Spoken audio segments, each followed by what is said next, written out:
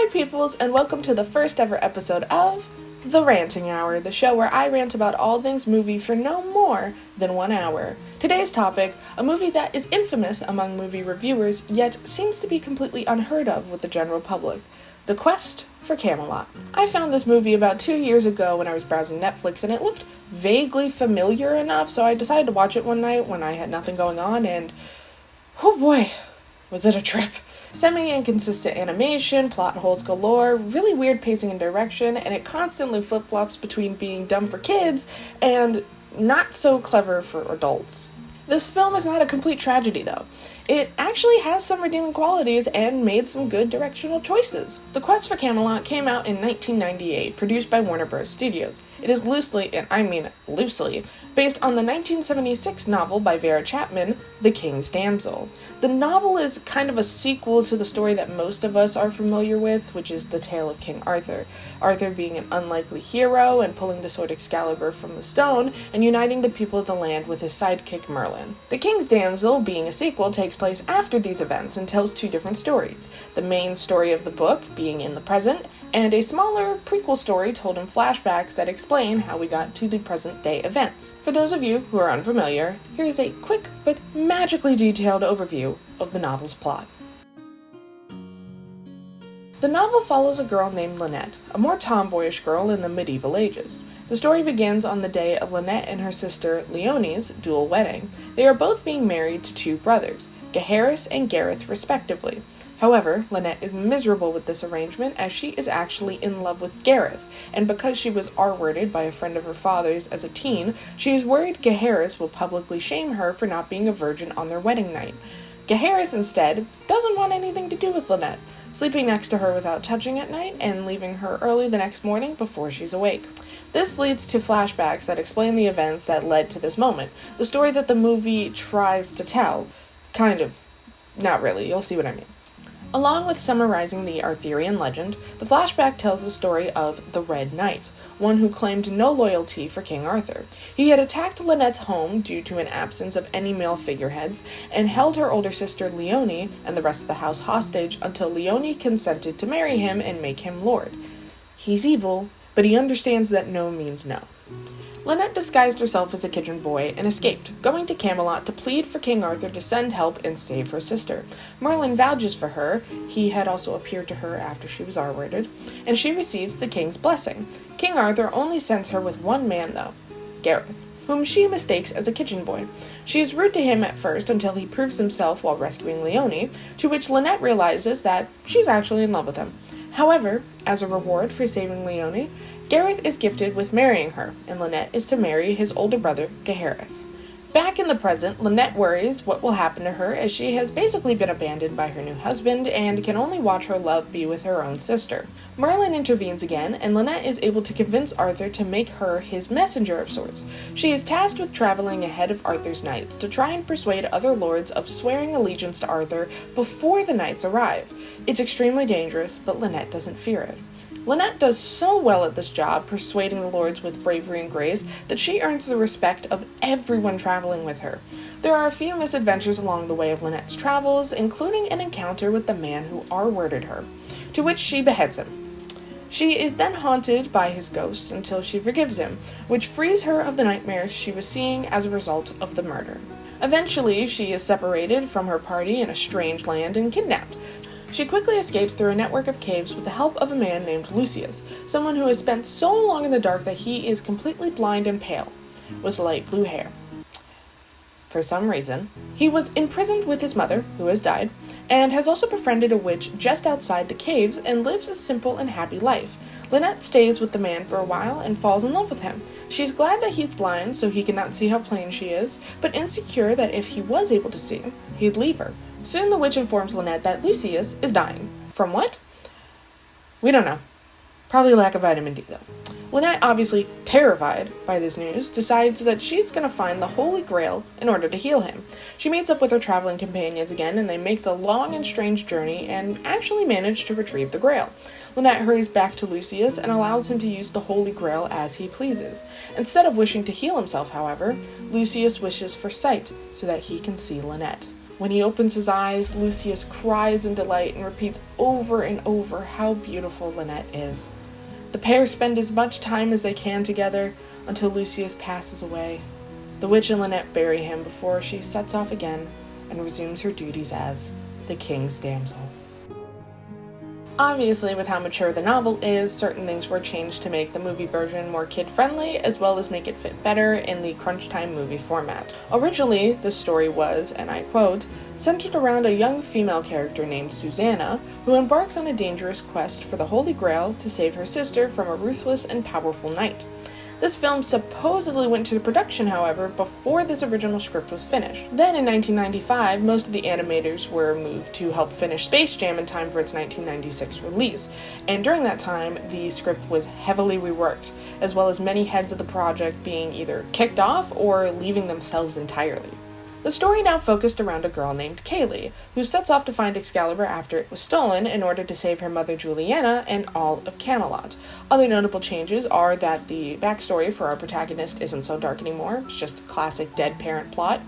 Our Gareth and Lucius from the novel have been combined into our blind love hermit, and our Red Knight has been named Ruber, an ex-knight of the Round Table who wishes to steal Excalibur and the throne. And they're talking animal sidekicks and musical numbers. Now that we've got a good overview history lesson that kind of gives this mess some context, let's dive into things. Oh, Excalibur! When recently rewatching this movie for this video, it's actually free on YouTube now, by the way, I sat down and made a list of notes of things that just didn't make sense to me or I just simply wanted to mention. These notes took up 3 whole pages. Not double-spaced, single-spaced, only bullet points, just a wall of notes about things that just did not compute with me. Typically when doing these videos as well, I'll take my notes and combine them with the research that I've done, such as looking at the plot description on the official wiki, in order to figure out what information is actually important to include to help give you guys the full picture. But right off the bat, the wiki tries to make this movie sound much more detailed and interesting than it actually starts off being. The first sentence of the plot description, and I quote, Sir Lionel is a knight of the Round Table who was killed foiling an assassination attempt on King Arthur by the evil Sir Ruber. That's not how this movie starts. It's also just not what happens in the movie. Sir Ruber, the villain of our story, just decides to kill because he's not immediately granted a massive amount of land. Saying it's an assassination attempt implies that he had planned the killing, but then also planned an escape plan. That's not what happens. He just says that I'm getting in a fight with you, and you disagree with me. You don't think I'm the best thing in the world. I gotta kill you. That's unacceptable, buddy. So let's actually start from the real beginning of the movie.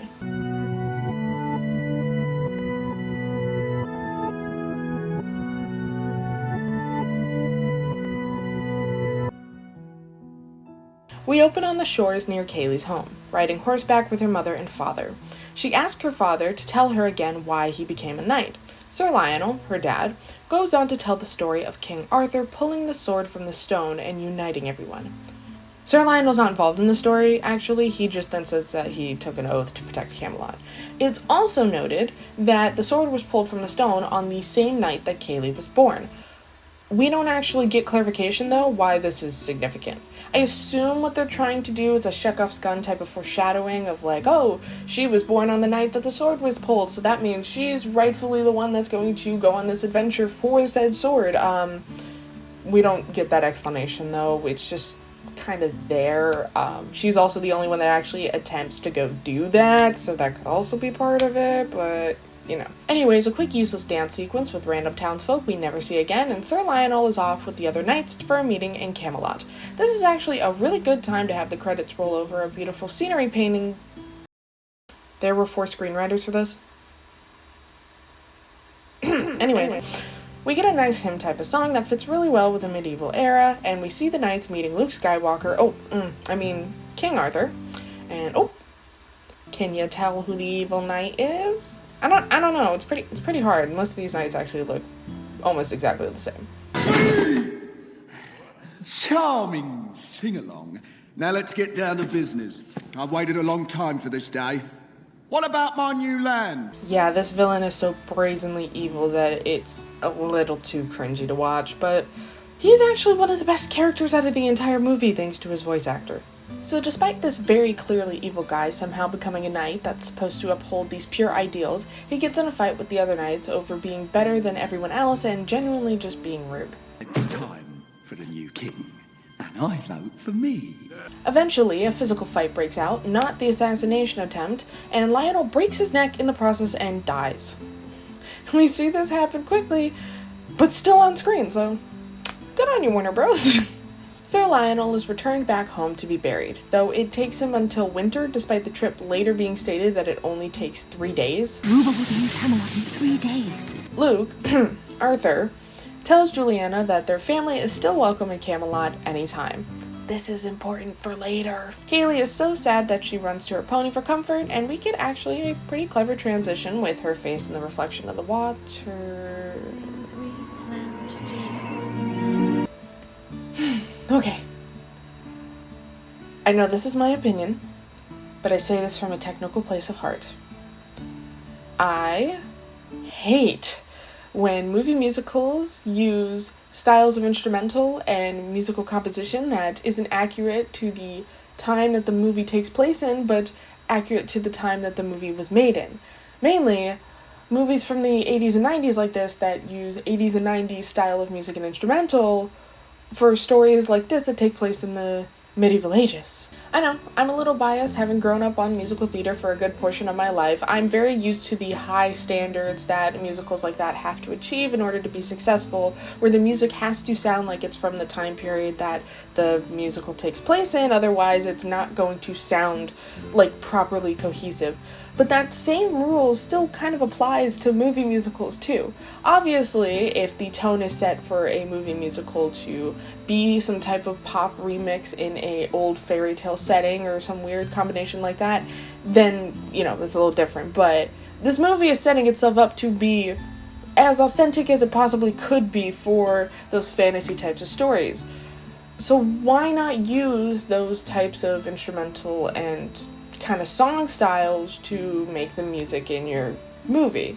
They already did it before with the hymn song that is heard at the beginning, sung by most of the knights and King Arthur and stuff like that. That song sounds like it's meant to be in that movie. That song sounds like a medieval song. It sounds like a folk song, a fantasy song, whatever. I just caught my hair in my hand. But then transition, next song that we get, it's an I Want ballad, which isn't a bad thing, that type of style of song. It makes sense for a movie like this, but it's done similar to like just any other pop song from that time. But if you already had the instruments, you already had the composition, why did it change? Why did it do what? Huh? But I'm gonna stop here, because I could go on forever, honestly. We need to continue with Kaylee simply dreaming about being a knight and not actually making any effort yet to go be a knight. Why the fuck are we watching this? Why is this important? All of a sudden, we cut to Camelot during a round table meet. Oh, holy shit! Okay, so a griffin bursts into the tower and steals Excalibur. Oh shit, it's nighttime. Okay, alrighty. So the griffin has stolen Excalibur and flies off into the night. Merlin's sending a bird called Silverwings after it. Not in some magical fashion, however, he just calls for the bird to do as such, and it does. Due to Silverwings distracting the griffin, the sword is dropped over what's known as the Forbidden Forest, and the griffin can't retrieve it, so it flies off. Excalibur, it's been stolen. They got a whole ass signal set up ahead of time, like a tornado warning, in the case that Excalibur was ever stolen. Good planning. And it's a good thing they did that, though. Otherwise, Kaylee wouldn't have known that Excalibur was ever stolen in the first place. After hearing this signal, Kaylee rushes to her mother, proclaiming she has to find the sword and return it. Not wants to, has to. We don't get clarification, however, on why she has to be the one to find the sword when there's an entire round table of knights in Camelot that could do just that. I assume that they're trying to imply that this is Kaylee's chance to prove that she's worthy of being a knight, but we've not seen her try to be a knight at all in this movie. She's only been daydreaming about it on her farm. We also have not gotten a proper motivation of why she wants to be a knight in the first place, except to be like her dead daddy. And to be like your dead daddy is not that much of a motivation to begin with. But her mother tells her that she has to stay home and work. How dare she? Kaylee runs off, upset, even though she sounded perfectly fine at the end of their conversation. All right. And we get a little bit more of comedic chicken shit for no reason until...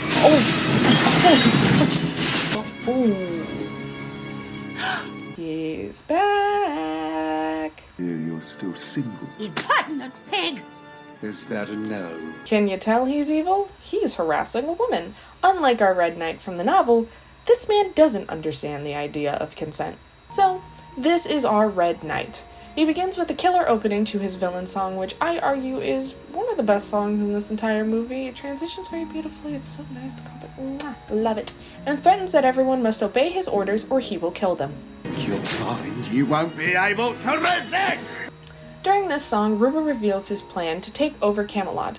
He's going to use Juliana as a front to get inside the kingdom itself, then attack and kill King Arthur. Problem is, this is building off of the promise that King Arthur gave Juliana at her husband's funeral. The gates of Camelot will always be open to you. Ruber was not there for said funeral, nor could have heard that this promise was made at the funeral. He's just basing this entire plan off of the assumption that King Arthur would be nice enough to allow Juliana automatically back inside the kingdom without any questions asked. So what would have happened if Juliana had lost that trust with Camelot or just wasn't given that gratitude in the first place?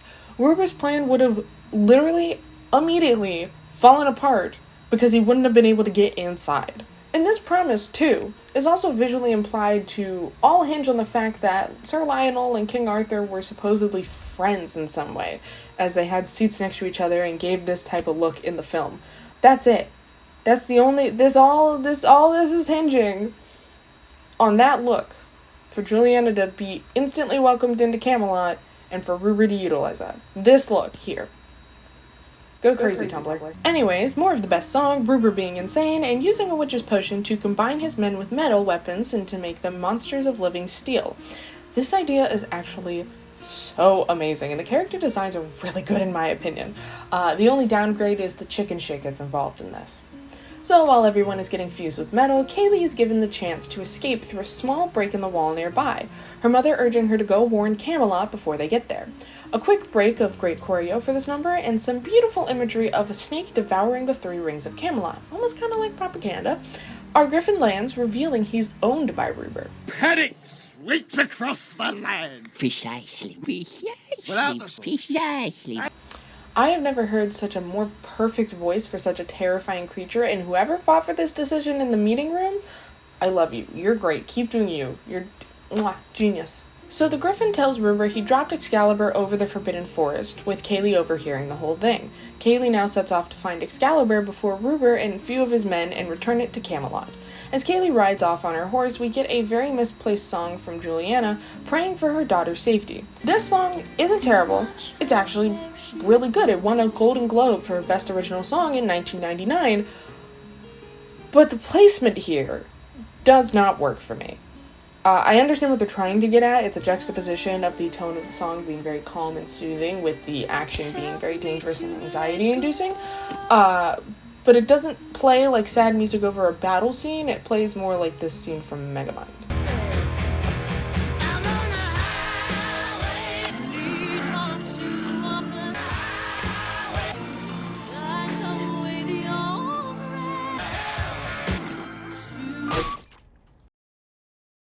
Anyways, Kaylee is chased through the Forbidden Forest, falls into a lake, and is eventually saved by... Hey, that's my net. Oh my god. It's Wesley. Yeah, they brought Cary Ellis into this somehow, but he does an amazing job with this character, as always. So despite Kaylee being saved by this guy, he ignores her for 2 seconds, and so she starts bitching at him. But then turns a 180 when she realizes that he's blind. Garrett takes it lightly though, and this line just makes my heart smile. Blind? You know, I always forget that one. Cue Garrett's main song about how he stands alone. I actually really like the song, despite it having clear influence with the 80s instrumental and song style, but I think that's just my nostalgia from Ferngully. But to Ferngully's credit, that movie took place in the 80s and 90s. It's fucking thunder. I do also have to shout out the character arc that they set up for Garrett here. As per the Times accuracy, anyone with any type of disability would have been pretty much left for dead, and so his distrust in people for having that type of attitude makes perfect sense. I do also have to shout out that he isn't just reduced to being a blind man for the sake of it. He genuinely has a decent character there and some good foundation for it. The animators also took the time to make sure that he was animated properly and not giving him eyes in the background, but whenever the focus is on him, having him be blind. That attention to detail is pretty rare, even nowadays sometimes, and for the 90s of all places, sadly, that's really advanced for character representation. With some convincing from his bird friend Aiden, aka Silverwings, they're not shy about it, Garrett agrees to help Kaylee find Excalibur and return it. We then cut back to Luke almost having lost his hand, but treating it like he was stabbed in the side Flynn Rider style, asking if Merlin's magic can do anything. This is where I start to have some major problems with the plot, if you couldn't already tell. This is what Merlin says in response to being asked if he can use any magical influence to bring the sword back to King Arthur. You must rely on the courage of your people. Bruh. You are a magical wizard. It is established that you are a wizard that can wield magic. There's nothing you can do? In a world where magic exists to some extent, and you are established to have the power to wield it, you can't just say, just let your peasant people deal with it. They got this. No, you need to provide a real world explanation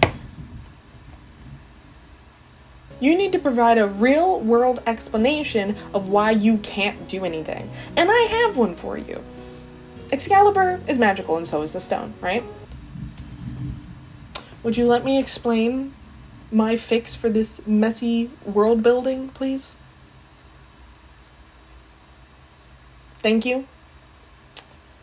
Excalibur is magic, and so is the stone, right?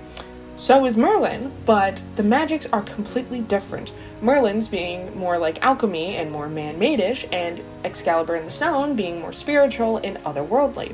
That difference is so wide that Merlin's magic doesn't really have any influence over Excalibur. He can't teleport it, track it, or anything like that because of that difference. It's too wide of a gap. There. 2 easy sentences that could easily be fit into a script somewhere. We don't get that clarification though, things just get messier from here. Kaylee starts to get annoying here as she won't shut up while they creatively enter what's known as Dragon Country. The duo are trying to sneak through without being caught when they run into the comedic breaks of our adventure, Devon and Cornwall. Well, frankly, we're the reason cousins shouldn't marry. That's right, 2 siblings born out of incest. I guess they didn't get rid of all the adult content in this movie. So the duo dragons help the duo humans escape the bigger bully dragons and the bigger bully human Ruber by diving into some caves. Also, shout out to Ruber just punching a dragon in the face with no shits given. Me too, bud. So we learn that the conjoined dragons can't breathe fire or fly. Insert funny I hate my sibling song, which I argue it's good for a kid's one. It's catchy, it's got a nice beat to it, but it has so many adult references to it, like Elvis, Cher, Phantom of the Opera / Miss Saigon, Hamlet, abstract art, other stuff. I get it's to make it appealing for adults, but don't do it like this. Don't. No. So once the group has escaped, we learn that Dragon Country apparently has rules, doesn't seem like it, and Devon and Cornwall broke one of them, helping a human. This rule seems made up though just to have the conjoined dragons join them on their adventure because they didn't actually really help Kaylee and Garrett escape, they kind of just happened to be fleeing with them. I actually don't hate these characters though. I love these characters, I love their banter, it is so clever that it makes me think that it wasn't the writers that wrote it, but the actors themselves. Eventually, the group makes camp so they don't have to travel the dangerous forest at night. Kaylee wants to press on, however, saying her father would have done the same. We are interrupted from this emotional moment by some more banter that is very clever and hilarious, but so wrongly placed. Cut back to our regularly scheduled program, we learn more about Garrett's backstory. He knew Kaylee's father. We learn that Garrett used to live in Camelot as a stable boy before he was concussed by a horse while trying to save them from a fire. This damage caused him to go blind, but Sir Lionel helped him learn how to navigate the world better and gave him hope of being a knight, those hopes dying with Lionel. Kaylee expresses a similar sentiment, though it sounds more fake due to her lack of established motive, and says that she believes Garrett is already as good as any knight in Camelot. Garrett goes on to explain that Aiden found him when he moved to the Forbidden Forest and taught him all of its secrets, its dangers, and miracles, and acts as his eyes to keep him safe. It is implied visually that Merlin saw the potential in Garrett from afar and told Silverwings to keep an eye on him, so I give the movie that credit. We then continue on with one of the best scenes in this movie as Garrett teaches Kaylee how to tackle the dangers of the forest. Kaylee eats shit, rightfully so, but a very sweet moment which is timingly interrupted by the dragon twins. Coming through. This very well crafted scene is of course then ruined by a random clip of Rupert holding hot coals in his hand and orgasming about the thought of killing Kaylee. When I get my hands on that girl. Gross, dude. The next morning, the group arrives at the section of the forest Excalibur was lost at, finding the leather body belt to the case, but not the sword. With the giant footprint, it's clear something massive took it, like an ogre, despite no destruction of the trees above. Kaylee blames Garrett for making them camp for the night and won't shut up to let Garrett hear what Aiden is signaling to him. As a result, Garrett gets shot with an arrow. In the chaos, the villains end up cutting the vines of the trees, which awakens this section of the forest, and the villains are trapped. Eventually, now in the pouring rain, the group finds place to take shelter with a bush of healing leaves that were mentioned earlier. Kaylee puts them on Garrett's wound, and, to her credit, she does apologize for blabbering her mouth off. Garrett then shushes her and, ow, my neck. I lean back to I already stated earlier my sentiment about the 80s style instrumental and music choice for this movie, but this is the epitome of all of its flaws. I agree the scene does need a song, and I'm a hopeless romantic. I think the scene is cute. Just not this song whatsoever. Eventually after this, we see Rupert and his gang emerge from the ground, and they set off once again after the group. Kaylee and the gang end up finding the ogre's hideout. The movie, to its credit, also did this ogre in 3D animation like many of the backgrounds you've seen. It is dated and it does move weird, but it's very similar to the CGI level that was used in Treasure Planet, though Treasure Planet did blend it in a lot better. The only thing I don't like about this section though is that the ogre uses the sword as a toothpick, but then falls asleep holding it in its hand. Wouldn't it make more sense for him to use it as a toothpick and then just flick it away into the wall? It seems much more exciting for the group to avoid being crushed rather than just trying to grab it from its hands. So Rupert shows up and attempts to swoop down and grab the sword, but due to the griffin sneezing, the ogre wakes up. Kaylee manages to snag the sword in time, and a series of unfortunate events happens to our bad guys that allows our heroes to escape. So the chase is on outside the cave with some pretty well-directed slapstick, and our heroes manage to fully escape. They have officially retrieved Excalibur. We did it. We did it! I can't believe it! We did it! Because we need to wrap this movie up, we get to the forest edge in about an hour, and Kaylee worries about her mom for the first time this entire trip. Garrett assures her, however, that her mother is probably fine. As we grow closer to the edge of the forest, Garrett starts to get insecure about going back. Garrett's issue with going back to Camelot just comes out of nowhere. It's established, and then it's not developed, and then just established again because we need the protagonist to fight and break up at this climactic moment. But it's not really like a genuine breakup of the protagonist's like fight type of thing. It's like two sad strangers saying goodbye. Kaylee doesn't even put up that much of a fight with it. Which, I guess, respecting boundaries, I give her that credit. But Garrett's reasoning for thinking that he can't go out into the open world and stuff, and especially that Kaylee is going to somehow think differently of him, is so stupid. Because we've already established this entire movie, if it's going to establish one thing about Kaylee's character that's consistent, is that she never really thinks what anyone else is thinking, but instead the complete fucking opposite. She is trying to be a knight as a woman in the medieval ages. Without fail of her optimism. That is what she's trying to do. Why would she somehow then think differently of you wanting to be a knight because you're disabled? Listen, you Jurassic twit. Kaylee deserves someone who will love her. Someone who'll hold her in his arms. Who'll run his fingers through her hair. Look deeply in her eyes and make her feel like a real woman. What the actual fuck is this doing in a kid's movie? Is this for the adults? Because I'm an adult, and I hate every single ounce of this. Right when Kaylee decides she's going back for Garrett, Ruber and his gang come out of nowhere. Now with Excalibur in his hands, Ruber, being the psychopath that he is, fuses the sword with his hand. Kaylee is then thrown into the wagon, and Ruber's clan sets off for Camelot. Devon and Cornwall aren't spotted, however, and rush back to warn Garrett of what's just happened. Garrett, of course, heads off after Kaylee, as the dragons both agree on how upset Ruber makes them, eventually flying because they're so mad. Once Garrett points this out, Kevin and Dornwall is what I was about to say. Kevin and Dornwall. I actually would have liked those names more. Once Garrett points out... How do I find that so funny? I actually have tears in my eyes. I'm not joking. Oh my god. Why is that funny? It's a stupid fucking joke. Why is that funny to me? Okay. I need my composure. Okay, back to the game. Okay. Once Garrett points it out, Cornwall and Devon start bickering again, and they plummet into a pool of mud. They have to agree on something in order to properly fly. Garrett points out they both love Kaylee enough and want to save her, and that's something they can agree on. This is one of those moments that is beautifully crafted. It flows so well, it works so well for the movie, it's a great solid scene, but this one they don't even dare to properly finish off, like with the brothers deciding, like, yeah, we are going to work together, and triumphantly flying off to Camelot or something like that. It just fades to the next scene. As Ruber's gang approaches the gates of Camelot, hidden in the wagons, the gate is lowered at the sight that it's Lady Juliana. I guess his plan worked. One of the knights informs King Arthur that Juliana has arrived, to which he says he'll meet her at the round table.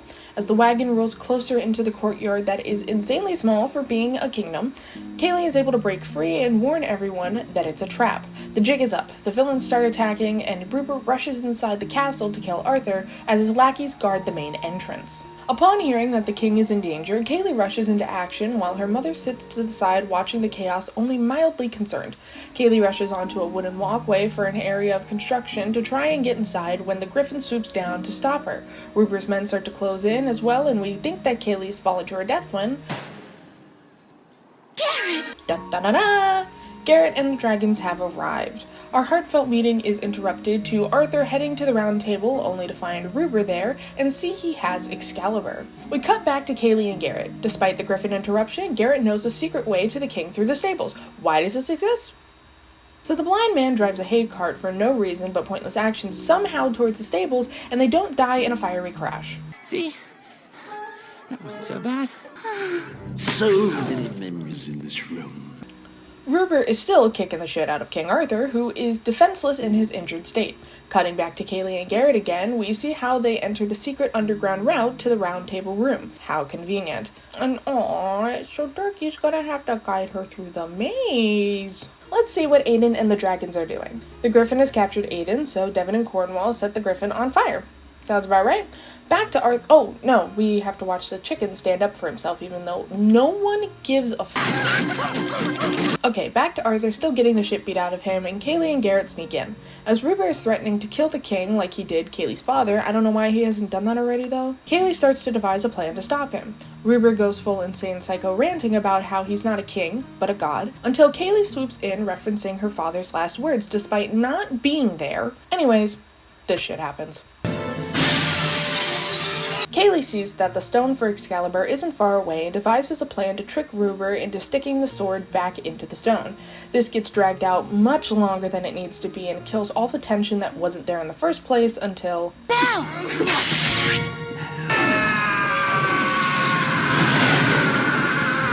The day has been saved as the magic of the sword rights all the wrongs that have been done, including the conjoined dragons. which would be fine if it wasn't that Garrett's blindness was completely unaffected by the magic as well. A disability you're born with and have absolutely no control over, get that shit out of here. But a disability you get from a freak accident you had no control over, no, that's totally fine. You should probably accept that. I understand the intention they were probably going with was to showcase the Cornwall and Devon's acceptance of the disability, as they do choose to stay conjoined, but they didn't need to do that in order to show us the growth, as the two had already come to terms with their existence and were working together in the ending battle scene. So there is no point to showing this moment to illustrate that relationship growth. But we don't have time for messy morals in a kids' movie. Ruber is evaporated into the heavens and the world can return to its bright glory. Kaylee and Garrett unite, King Arthur retrieves Excalibur, and what appears like a wedding at first is actually Garrett and Kaylee being knighted and told that they will serve as knights of Arthur's Round Table. Bullshit, but I guess you get 2 empty chairs, so what are you gonna do? Cue the dancing, lovers kissing, siblings almost kissing, haha, incest, grab your sticks, let's go off to God knows where, black credits. And with that, we are finally done with this messy hodgepodge of a movie. And oh boy, was that a journey. This is a movie that I would only really sit down to watch if I wanted to watch a bad movie. It's about on par with many of the Disney sequels that came out during the same time, like The Hunchback of Notre Dame 2, or Tarzan and Jane, or the more modern equivalents like Norm of the North and Arctic Dogs. Despite a lot of the good things that this movie does have, it does have some really good scenes. The voice actors did amazing. A good chunk of the songs are entertaining to listen to. It just wasn't able to justify the rest of the gunk that it kind of contains. Overall, I do recommend this movie if you get some enjoyment like I do out of watching bad movies. And with that, I hope you guys enjoyed the first ever episode of this new series. I already have a list of movies and movie series that I wish to review in the future, but I would like to hear your guys' suggestions down in the comments below. Also, feel free to like and subscribe if you want to be notified when the next episode comes out. Due to the long video essay format of this series, I only plan on releasing 1 episode per month, particularly on the first Saturday of every month, so make sure that you get that notification bell in order to be updated. I will continue to search through these defunct and downtrodden movies, hoping to find a diamond in the rough. Like panning for gold, most of what I am sifting through is dirt, but occasionally I will see a shimmer in the soot and it'll inspire me to keep going. And with that, I bid you adieu until we next meet on a terrible movie near you. Oh my god. I recorded 10 pages, finally. I actually have a genuine headache.